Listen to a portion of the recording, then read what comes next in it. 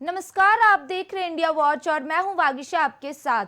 और इस वक्त राजधानी से दिल्ली से सामाजिक और राजनीतिक खबर सामने आ रही है। राजधानी दिल्ली के जंतर मंतर पर चल रहा कॉकरोच जनता पार्टी यानी सीजेपी का प्रदर्शन आज 5वें दिन में प्रवेश कर चुका है।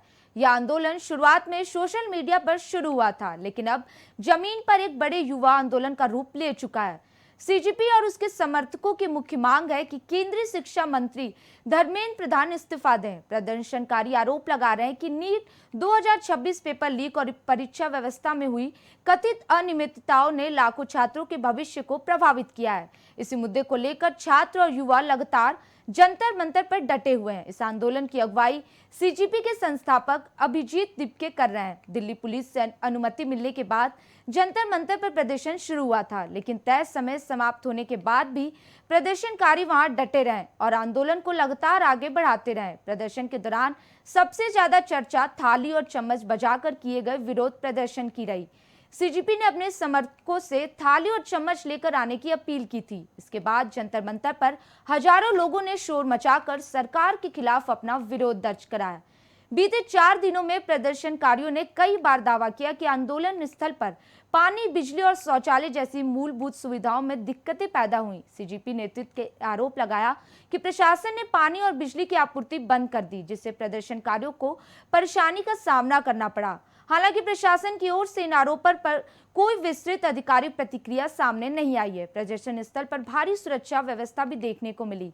दिल्ली पुलिस और अन्य सुरक्षा बलों की तैनाती की गई ताकि कानून व्यवस्था बनी रहे।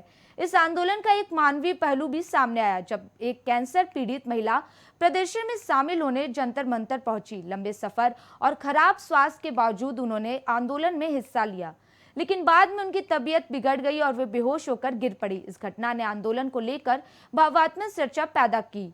अगर राजनीतिक समर्थन की बात करें तो अब तक किसी बड़े राष्ट्रीय विपक्षी या सत्ताधारी नेता के आंदोलन स्तर पर पहुंचने की पुष्टि नहीं हुई है। हालांकि सामाजिक कार्यकर्ता सोनम वांगचुक शुरुआती प्रदर्शन में शामिल हुए थे और उन्होंने छात्रों की चिंताओं के प्रति समर्थन व्यक्त किया था। इसके अलावा किसी प्रमुख राजनीतिक दल के शीर्ष नेता द्वारा सीधे मंच पर पहुंचकर समर्थन देने की जानकारी फिलहाल सामने नहीं आई है।